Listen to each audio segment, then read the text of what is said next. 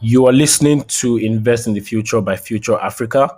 Future Africa is a platform connecting mission driven innovators and investors looking to turn Africa's most difficult challenges into global business opportunities. Please note that the content of this podcast is not to be regarded as investment advice. My name is Olabinjo Adeniran. I'm the growth partner at Future Africa, and I'm typically the host of Invest in the Future. Today, we'll be talking to Idris Ayodeji Bello, who is an Afropreneur. That's like his own brand. So you can't be an Afropreneur because he's the only Afropreneur. And the founding partner at LoftyInc Capital Management. LoftyInc is an early stage VC fund that has been investing in African startups very early, I think maybe 10 or 11 years now. And they have invested in 2 out of 5 of Africa's unicorns today. So Idris, how's your week been and how are you doing? Yeah, thank you very much for having me here, and thanks for all the good work you guys do at the Future Africa team. It's been an hectic day, like I said, so jumping in between calls with portfolio companies and traveling the continents. So just flew into Joburg, where I was meeting with some of our LPs, and now in Zamalek, where I'm meeting with some of our portfolio companies. So it's been hectic, but it's all fun. Like I said before we started, I think someone should follow you around and do a day in the life of a VC. I think you'll be an interesting watch. I'd like to start off from the very, very early days. And so I read this blog post on your blog. I read like everything you've written on your blog, and you had talked about how you got interested in startups and how you got into venture capital, and talked a little bit about how you had come from working in the oil and gas industry. What was that? At what point was that switch like for you? And the reason I'm asking is because we've spoken to, I think, 9. We've spoken to nine investors so far in Invest in the Future, and the pattern has been that for African VCs, there is no pattern at all. It's completely weird. And so I'm very interested in how you went from studying computer engineering in university, going on to working in oil and gas, and becoming a venture capitalist. Yeah, thank you. So I think I've actually been quite lucky, right? So if I step back and look at even getting into computer science, right? So I finished high school, secondary school in Nigeria, and the idea was, what do I do next? I had good results, and some teachers said, do medicine. I knew I was never going to be a good doctor. So luckily, I failed to show up on the day of the biology exam. So that if you don't have biology, you can't do medicine. So that's out. So the next thing was do engineering. So which engineering? So initially, I thought I was going to do chemical engineering. Then, funny enough, I had a cousin who did computer science at Ife, and it convinced me to study computer engineering because they said, you know what, computers are going to be put in rooms that are cool, that temperature controlled. So, but of the civil engineering or anything that could be outside. So do computer engineering, and that was it. It was that simple. So I went to Ife and did computer engineering. And when I finished from Ife, I knew I wasn't looking to code or to do anything else. So particularly IT. Luckily, I got a job with Procter & Gamble, P&G, in Ibadan, strategic planning, market planning across West Africa. And I did that for a while before I moved to the US to study computer science, again, master's. And then that led me to the oil and gas industry in Texas, where I worked for Chevron and later ExxonMobil. And even back then, so at Chevron, my job was really, even though I was in the oil and gas industry, I was in a team that was called the Emerging Technologies team, right? So we're looking at what was new in the oil and gas industry in terms of research, data mining, text mining, web coding for Chevron. But I think the turning point really for me was 2010. In 2010, I was in business school. I went to Rice University in Houston. I was in business school. And even though the journey to Rice was, going to Rice, my MBA was sponsored by Chevron. And the goal was to move me from a technical career ladder to a managerial career ladder. But what happened was I got to Rice and I just fell in love with entrepreneurship. I had this professor who was working on building business models for low-cost technology, particularly in the health sector, and was deploying that to Malawi and Rwanda. So at launch one day in May 2010, exactly May 2010, at launch, we happened to sit across each other from at lunch, and they said, Idris, you know what? I'm thinking of scaling this to Nigeria, right? Do you have any contacts there in Nigeria where I can scale this? You know what? I have the students here prepare the business plans, or we'll go over there and launch it. I said, sure. I'm going to Lagos next week because I was going for, there was a program called the next, I think Future Leader, Nigeria Leadership Initiative, NLI, Nigeria Leadership Initiative, NLI, where they had this Future Leaders program. And so in May 2010, they had invited 25 of us from diaspora to come to Nigeria and talk about Nigerian issues. So I came down to, so that was the basis of which I came down to Lagos in May 2010, got into Lagos, and the idea was trying to find who were the entrepreneurs. That was really it. So I went to school to Ife, I started to pick up LBS, Peter Bankole. I went around and realized there was no structure on ground. There were no tech hubs, and there wasn't anything really happening in the tech scene beyond something called Momo, Mobile Mondays. So I went back to but that was really, where the interest started. And before I left Lagos, I happened to do a media interview with Tribune newspapers, where I spoke about what I was doing in the US and how there was nothing happening on the ground in Lagos yet, and how that was the future. So I go back to Houston, writing my report. They decided not to do it in Nigeria. They moved it to Liberia for some other reasons. But then a friend of a friend saw the article I'd written about entrepreneurship and told me there's this other guy in Houston called Michael Oluwagbemi, who has exactly the same idea as you have about creating about leveraging entrepreneurship, about technology hubs and the rest. So we got together in Houston, and that was what led to what's called LoftyInc, right? And the idea was take lofty ideas and make them become corporations. So LoftyInc incorporations. But that was really how that started. And so 2010, late 2010, we then formed the tech hub, which is now known as Wennovation Hub.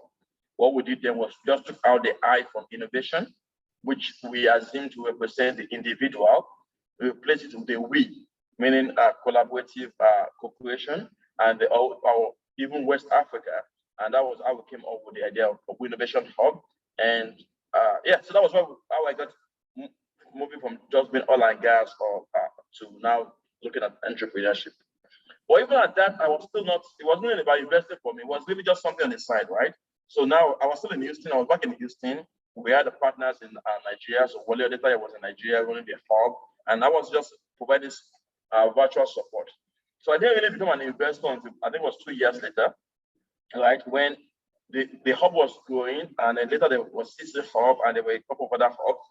But 2012, we realized that some of the entrepreneurs who had attended these hubs and were creating these companies had these MVPs, and they needed seed funding. And we had never thought that out far. And so the idea was, where do you find funding for these people? And I remember speaking to a couple of friends in the oil and gas industry in Lagos State, and they weren't interested. They didn't know what these tech things were, what these MVPs were, what these startups were. And the response was, if it was not oil and gas deals or real estate deals, they were not interested. And so we tried looking for folks in the US to put in money, we didn't get, and we decided to start an angel network. So we actually called it the LoftyInc Angel Network. So May 2012, we formed an angel network called LoftyInc Angel Network. Then we approached IFC for a grant to get it off the ground, and they said, why don't you make it more inclusive? And so we changed the L from LoftyInc to Lagos, and that's what became Lagos Angel Network. And they invited the likes of Tommy Davis, Dr. Sulaimon, and several other people to join, and they get the rest of the state's history. So again, it wasn't planned; it was just, events in my life just led me to that point. And I totally understand. Everyone we've had on this call has had a very similar story, and I have a similar story as well. So I want to just take some time for 2012 seeing what problems were they trying to solve, because 2012 is so early. I remember I discovered CC Hub in 2011 because it was near my parents' house. But that was so early. There were completely different types of companies then from what you see today. But for you, what was the ecosystem like? Well, just people, really, because again, I don't think people had these big dreams I never had a word called exit in those days, right? Nobody spoke about unicorns or exits or all these fancy words or phrases or even series. Again, I usually joke that the past 10 years for me has been an LLM, right? Learning by losing money, right? Because we never started knowing all these things. What was, MRRs, what was take rates and stuff like that. It was basically just ideas. So I'll give you an instance. So the first few startups we had, what happened was MIT had this program in 2012 called AITI, the African Information Technology Initiative or so, where they were sending software programmers from MIT to African countries for summer. And so we partnered with them, and we basically had MIT teaching folks at University of Ibadan UI to code.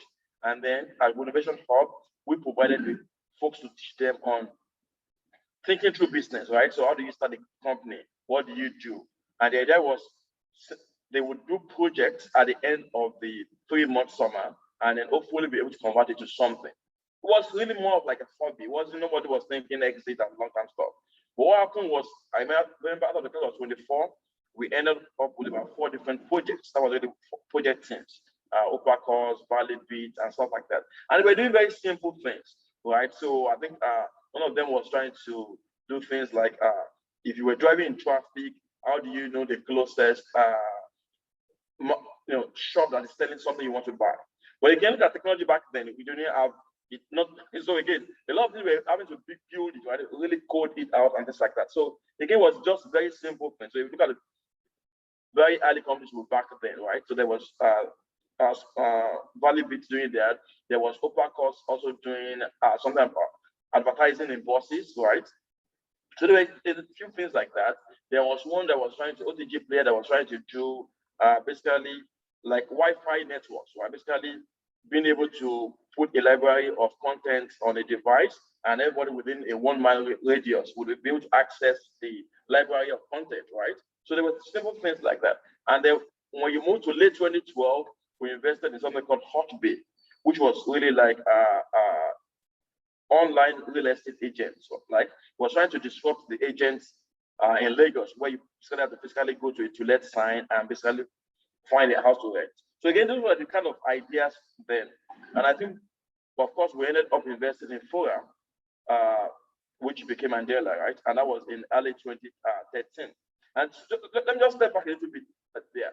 Because like I said, we had co-founded Lagos Angel Network, and we thought we had done our own work. Because at that point in time, I wasn't seeking out to be an investor. I was just this oil and gas guy who had co-founded a tech hub and hopefully helped start an ecosystem. But then what happened was, after some months of watching the Lagos Angel Network, they were also still figuring things out. And so what we realized was that they would have demo days every 6 months. And then after the demo day, they would set up a team to go do the due diligence. Well, that due diligence also took another 3 to 6 months. By the time they came back and were interested in the company, well, that company was dead. So we realized this was not working. So what then happened was, around that same time, I got a scholarship to go to Oxford. So I resigned from Chevron. And suddenly I had access to my 401k, like my pension pool, right? So suddenly I had access to it, and I was like, you know what? Instead of waiting until I'm in my late 20s, early 30s, I have access to this pool. So instead of waiting until I'm 60 before spending it, maybe I could invest from it. And so basically started writing personal checks. So I then created an angel network myself, which I called Afropreneur Angels. And it wasn't just myself. Registered it, right, in Lagos. So something you just said now is very interesting. So you took your own pension funds. It was a stupid move. The startups. So you're like the biggest risk taker in African VC ever. So in retrospect, it's worked out well, right? Probably made more money than ever than what was in that pool. But it was a stupid move because I wasn't doing it thinking far out of I'm going to have a 5x or exit. Well, basically, I had access to this money. I wouldn't ordinarily be able to touch this money for another 30 years, right? But I had this window of opportunity where I had access to it. And I was like, you know what, it's still going to stay there for 30 years anyways. I want to as well pick some out and invest in these startups. And the idea was, because what had happened was a lot of those early founders were getting very frustrated. It's not like now where you have so much capital flowing around. So people were asking for $5,000 just to do stuff, $2,000. It was even denominated in Naira. People were asking for 1 million Naira, 500,000 Naira just to be able to do stuff. And I felt frustrated because we're spent 2-3 years trying to get these things going. Now you had founders who were doing stuff and there was no money for them to do it. So that was really just it. It wasn't even with a view to say, okay, I know I'm investing, I'm going to get this money back. But that was really it. But then what then happened was I got those 1, 2, 3 checks. And once you start writing those checks, because there were only few of us writing checks then, I think the news went around. People never met me. For instance, I never met in Abuja until probably 2 years later. So I was in Houston writing checks, wiring funds, and all this stuff. And there was no video. I don't think we even did video calls. And that was mostly audio calls that we were doing. I know we did a few Skype calls to some of the founders, but it was really just online conversations, emails, them going to our hub and things like that. But again, it were small checks initially, 5K, 10K. I think the turning point was actually before I won. Because what then happened was, so I had met Inyabueji virtually through the Arabian network, which is an entrepreneur alliance, right? And I had known of him, and it was at Waterloo back then. And we running something called Bookneto. So when he was leaving Waterloo, he reached out to me, talking about coming back to Lagos, what was he going to do? And he was bouncing a couple of ideas against me. So there was Cheetah, there was this one on leadership, there were different things until he settled on Fora. And so June 2013, it starts with Fora next money, and I decided to write a check. So very funny story. So I wrote a check and it was $20,000. Okay, this is June 2013. Same day, another founder comes to me and says, you know what, I've been in your hub for the past 6 months. I don't have funding and things like that. So I called in back and said, you know what, cancel that check and the form. I'm cutting it into 2. So I cut the check into 4 to $10,000 and gave this guy $10,000. That's one of the most stupid mistakes I've ever made in the investment space. Because it's a mistake that's worth over $2 million now. Because not only did that guy not return my money, he doesn't even return my calls or my emails, the other guy. So like you said, is LLM is lending my losing money, really. So again, I think to say I had it all figured out because we didn't have anything figured out. That was the truth about it. We're just bold, right? We're just willing to do stuff and take steps, right? Willing to support entrepreneurs. Exactly. There were no paths, no clear, part of, okay, this is how you do this, how you register stuff. You're just willing to do that. And that was really how I just got started. And it was really just, initial checks were just personal checks. And because I wasn't coming from my salary, it was coming from my pension funds, which I wasn't going to touch anyways. So I wasn't too much bothered about losing it, right? So I think that was part of what happened very early. But still very risky. I don't think I can give anybody my pension fund. Sorry. I don't think I'm that bold. Really, really bold move. And what was so when you eventually started to raise from other people and like high net worth individuals and other institutions, what was their response like? Because again, there were no, like you said earlier, there was no success, there was no traction, there were no exits, no unicorns. It was just people trying out new stuff, and some of the ideas they even had were very basic when you compared them to what was happening in other places in the world. So when I look back, because I kept the list of all the investments we made, and I look at the first couple of the years, just wonder, why did I write a check to this person, right? There were a lot of people just doing hobbies, right? And they wanted to just, some people just took 5K and you never saw them again, right? It was just that simple, right? Some people just had this idea, they wanted to do this, and again, was very basic, very, people were not really fully invested in it. And for a lot of people, it was just, I'm out of school, I can't find a job, let me just, and I can code, right? So let me just do stuff. So a lot of them had no business ideas. But even then, so those in 2013 up to 2014, it was my personal money, so I didn't have to ask anybody. And then the first time I really asked other people to invest along with me was when in 2014 September, when Fora was becoming Andela. Again, one day we'll tell the story of what happened and how Fora became part of Andela, right? But what then happened was Jeremy came on and became CEO of Andela, right? And then he gave all the existing angels in Fora a chance to do a family and friends round. So there was going to be, I think in September 2014, they were going to launch Andela formally, and there was going to be a formal seed round. But for those of us who were already in the forum pre-Andela, he gave us a chance to do at a discount a friends and family round. Unfortunately, I did not have liquidity at that point in time. I had spent enough of the pension funds that I didn't want to touch the rest anymore. And remember, I was out of job, so I left Chevron. I was out. I went to Oxford, right, and I was out of a job. So what I then did was send an email out to my mailing list and said, guys, there's this startup I've invested in previously, and there's this chance to put some money in, and I can put this much in, but I don't have the funds. Are you interested? And four of my friends responded that they were interested.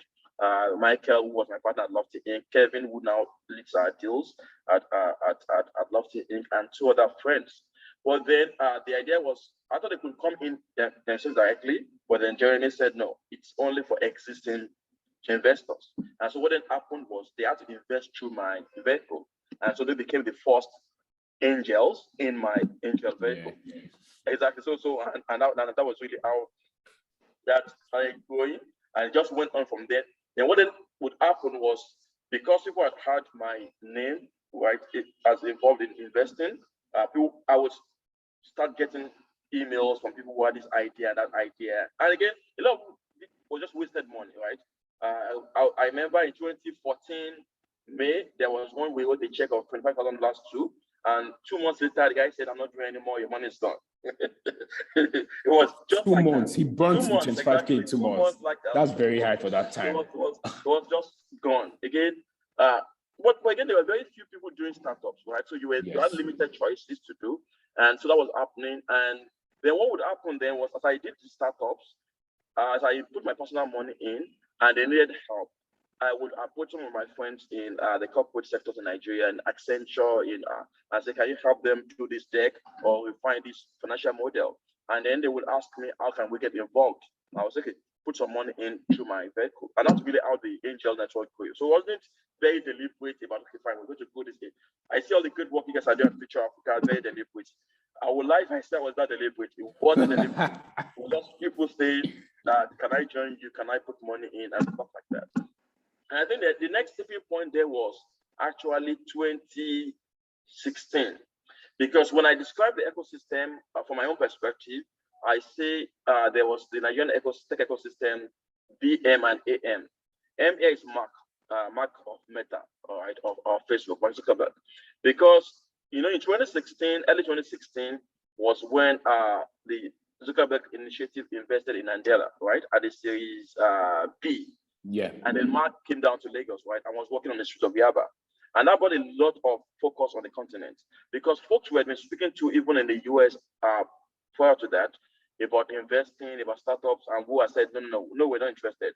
Because in 2012, one of my mentors, who's now a co-GP, put a dinner for us in California, in San Francisco, with a Black Tech Caucus to talk about what we were doing at Wennovation Hub and trying to invest, right? And they were very gracious, but they said, Tech Africa, no.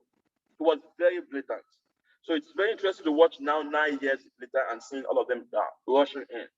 But anyways, so 2016, Mark comes to Lagos and invests in Andela, right? And then works on the street of Yaba. And that did wonders, because even from a personal perspective, by that time, I had resigned from ExxonMobil, I had resigned from the US, I'd moved back to Lagos, and I was doing this startup thing. And my parents were very worried, because there is this guy who has 3 master's degrees, who then goes on to leave a job at Exxon, and then moved back to Nigeria, not to work for Exxon, but to be technically unemployed. Exactly, and was playing with all these small, hanging out with all these small boys and girls, right? He was not that big then, he was still, very lame, and all these young, out of college folks, right? So they were very worried. But 2016, when Mark invested in Andela, I just took the picture and said, you know what? You guys use Facebook. The guy who owns Facebook and myself were co-investors now. So they kind of, okay, well, you must be doing something that makes sense. But really what then happened was, I think that brought a lot of attention on the ecosystem, because fast forward 3 months after Mark's visit is when Flutterwave started, right? And so he calls me and says, I'm leaving Andela and I'm going to be doing these things with GP and Lekki, right? And we're starting Flutterwave. And I'm like, yeah, so where do I write the check to, right? And so even before a deck, I wrote a check, right? But then what I then did was I then sent out an email out again to my mailing list. And I remember titling it, the title of the email in June 2016 was, "This is not Andela." Because when Mark visited Lagos, a lot of the folks who saw all that and knew I had invested in Andela started reaching out to me to see, how do we invest in Andela? How do we invest in Andela? And I'm like, that ship has sailed, right? It's too late.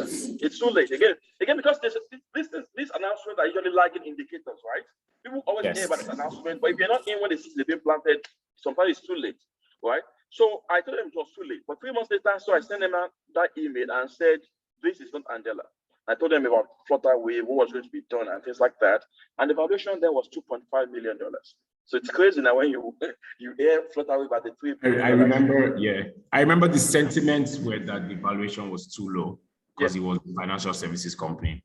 Yeah, so it was $2.5 million, and then I think again just 4 of my friends came in. Because they were like, I don't know, we want that Andela one. This one, we don't know anything about it. Fintech, there's InterSwitch, there's this one. What are you going to do that a quick seller is not doing and stuff like that, right? But again, so 4 folks came in. Then, of course, Flutterwave went to YC, and in September that year, they raised at the 10 million valuation. So I sent an email out again to my mailing list that says, well, another chance to invest. Luckily, 16 people came in there. So 16 angels came in and joined. And I think that was really how the angel network just grew and grew. And today we're at over 200 angels in the Afropreneur Angels group. And of course, separately from that, now we've gone on to now become VCs ourselves. So today we run the angel vehicle, very active, ever growing. We also run a seed VC fund. That's a really awesome story. And it's very amazing how you have like these singular events that turn out to be very big, cataclysmic events in the future. So I want to ask now, because now you're obviously a more experienced VC and you've backed 2 unicorns. What kind of companies does LoftyInc look out for? Yeah, so just finished exactly what it is. So 30 minutes ago, I was with one startup we're going to invest in Zamalek here in Egypt, right? And again, just stepping through that discussion. The first thing for us is the founder. Again, luckily these days we have a wide choice of founders, right? Versus then it was almost everybody who came and things like that, right? Today we invest across Africa, right? And even diaspora. We see huge amounts of our founders. So just in October alone, our team went through 135 decks, pitch decks in October alone, right? So we see that massive number. I think that when we share these numbers, people often think that we're lying, but like in a year, we typically get 1,000. We were saying those numbers before, and people did not believe. So we started tracking it. So we tracked it in Airtable. So all the decks, right? 135 in October alone, right? Again. So and you have going through all of that. So but anyway, so we're looking today, it's really about the founder. Because today we have a higher quality of founders. So if I take, for instance, in the MENA region where I've been very active these days, you have folks who have had second-time founders or who have worked in very structured financial sectors, EFGMs, major banks or Karim or Uber. Again, I probably backed about 7 Uber alumni in MENA already. And so you have people who have seen things work, right? Versus just winging it. They've seen excellence, right? And so and then they've decided to pick on a particular problem. So again, when we're investing, we're asking 3 questions. Why you? And that's the biggest, that forms about 60% of the whole stuff. Why should I back you? Why? What's your connection to the problem? What's your understanding of the problem, of the environment? What's your exposure? What's your network? What unique understanding do you have of this area? What unfair advantage do you bring to the table?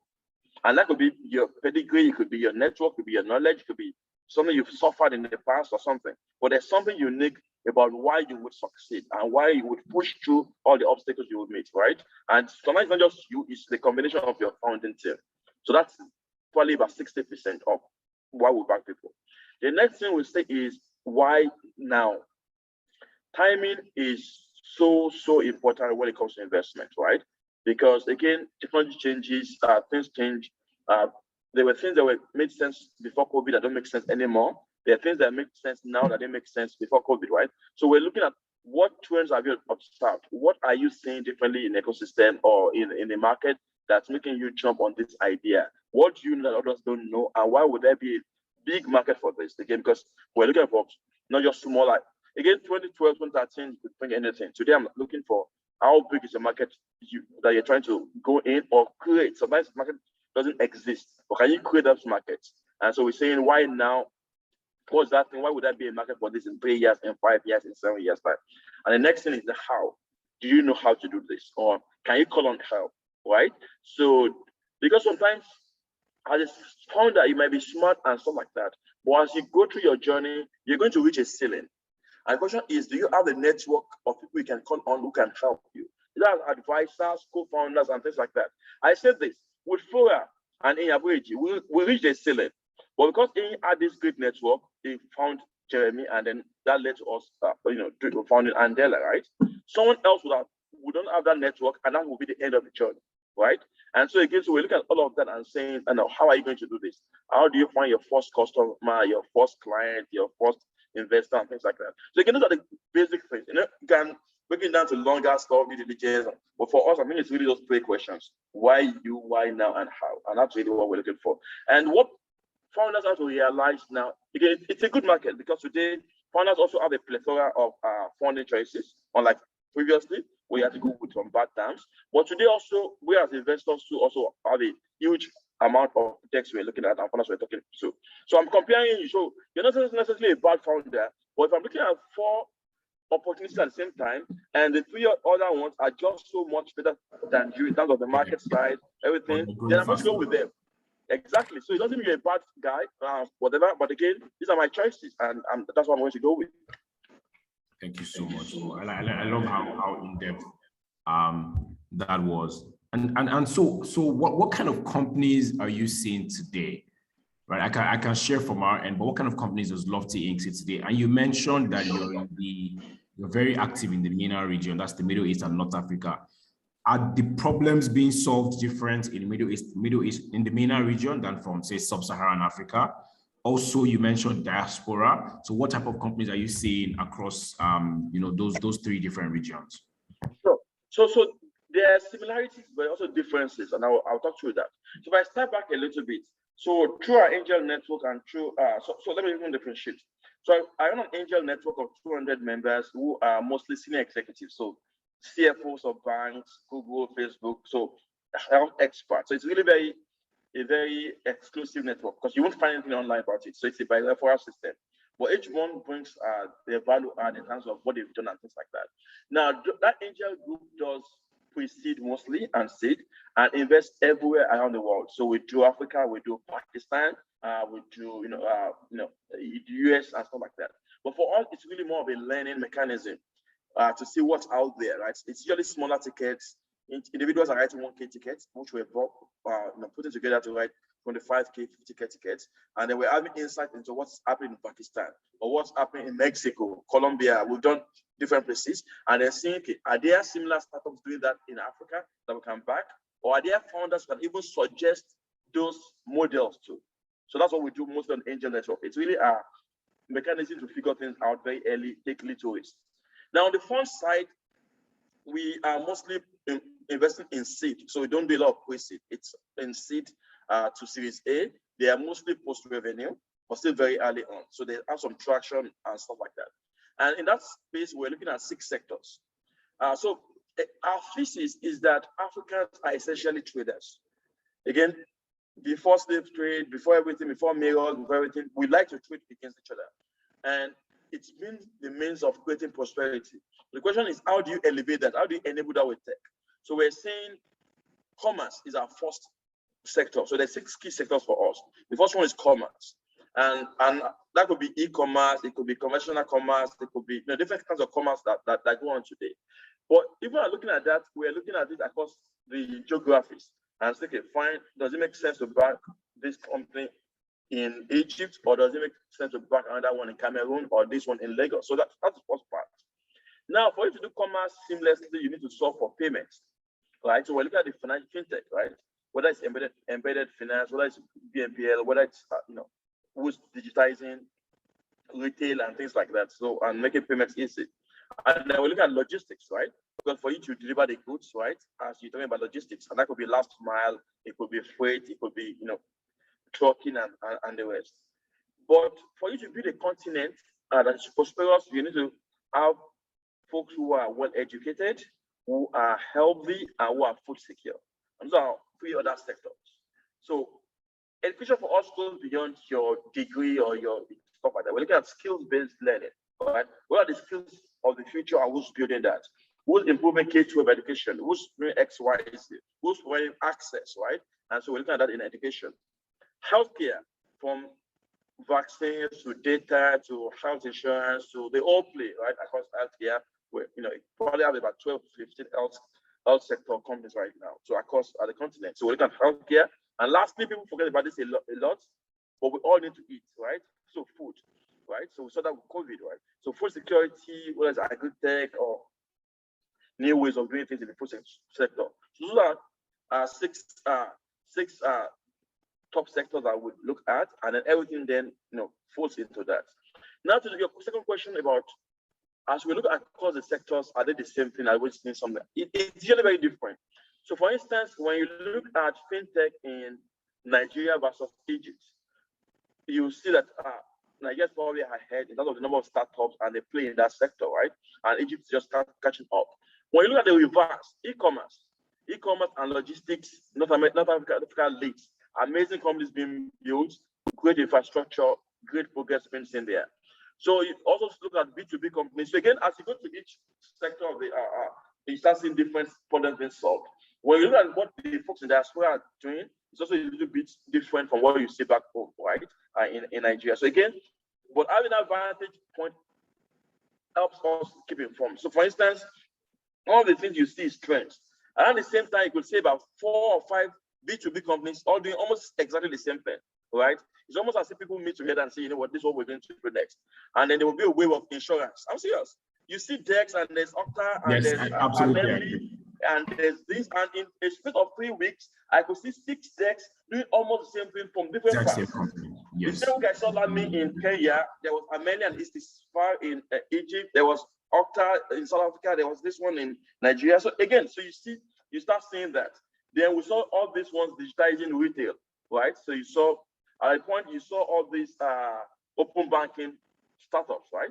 And so when we say all of that, we're always asking ourselves, does it make sense to invest in one in each region? Do some regions have advantages over the other region?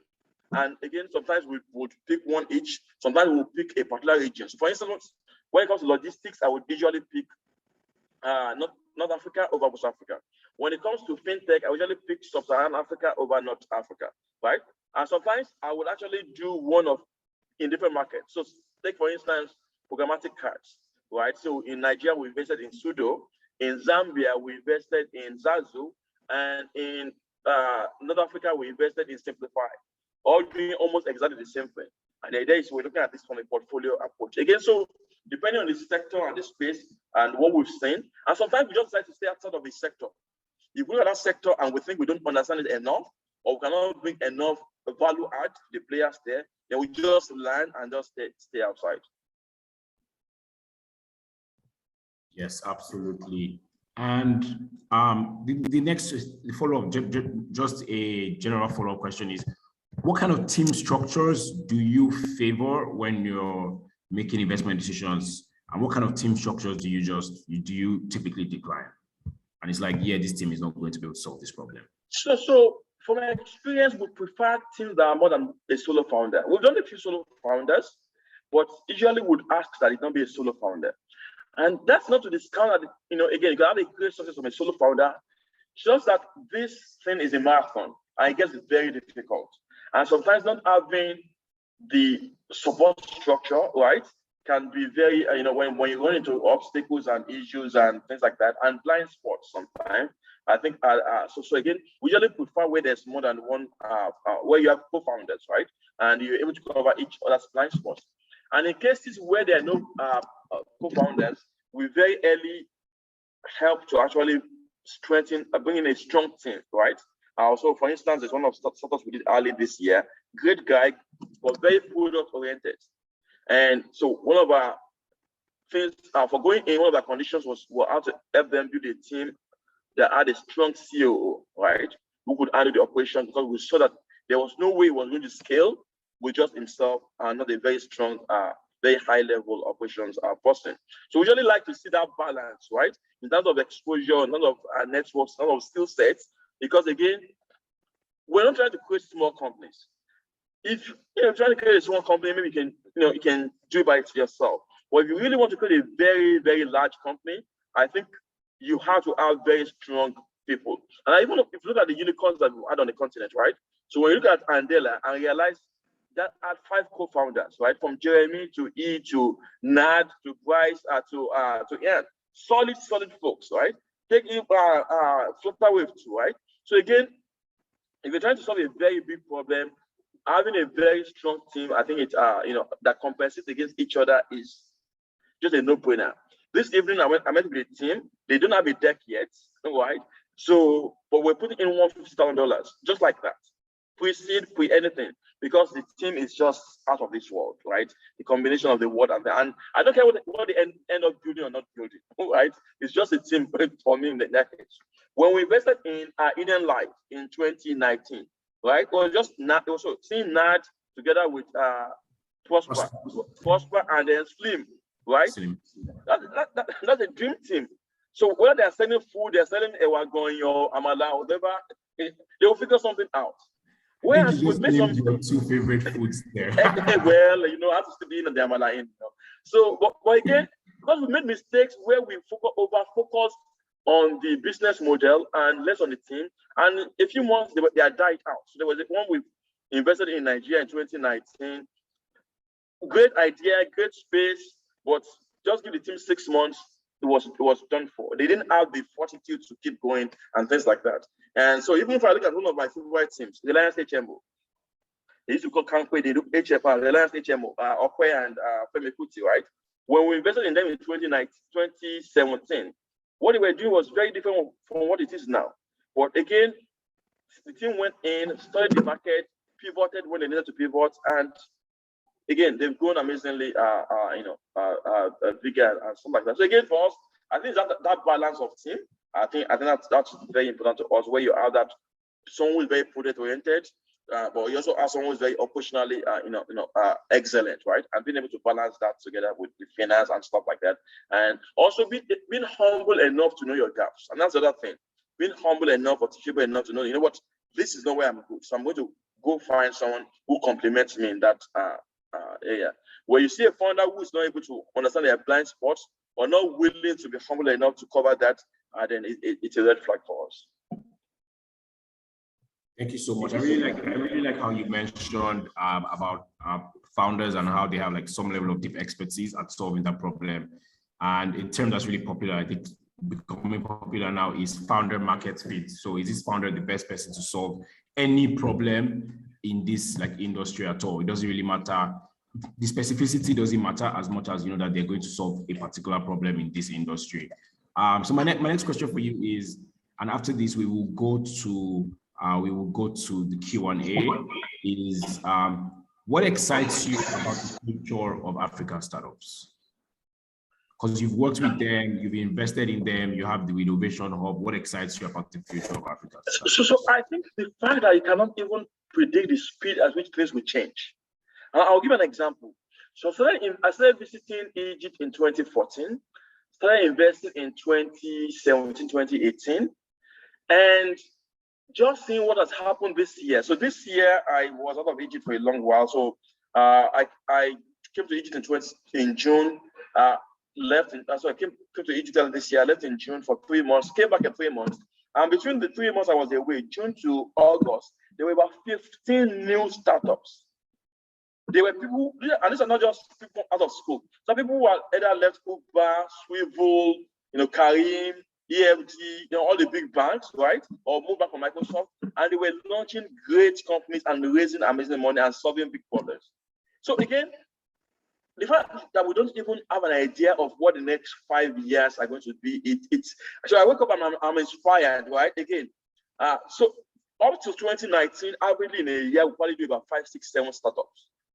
Last year, we did about 37. This year, our angel group has done over 90 investments across the continent.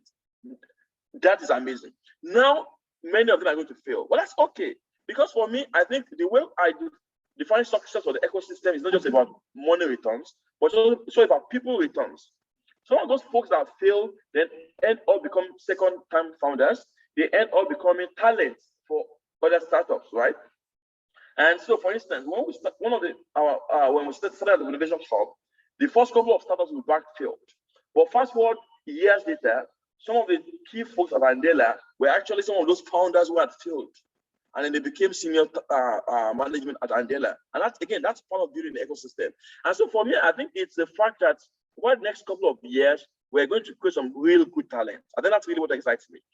What problems are we going to solve? Problems are going to evolve. Funding is going to evolve. But I think if we can keep on creating talent, attracting talent from the diaspora, then I think we're going to be fine, right? And then funding will sort itself out. Another thing will sort themselves out. But we just need to, keep creating talent. And again, so when we invest today, we realize, okay, we're giving you money. You may lose the money, but at the end of the day, do we get people returns? And again, if we're able to get that, I think the other exits will make up for the money returns. Yes, I absolutely agree with you that we can't. Things move and change so fast that we're unable to predict the future. The only way to predict the future is by actually building it. Thank you for listening to that Invest in the Future episode. Please follow us on social media. Our handle is @AnAfricanFuture on all platforms. You can join Future Africa to co-invest in these innovators who are turning Africa's biggest challenges into global business opportunities by joining the Future Africa Collective, our exclusive community of co-investors. Please find more information and apply at future.africa/collective. Thank you for listening once again.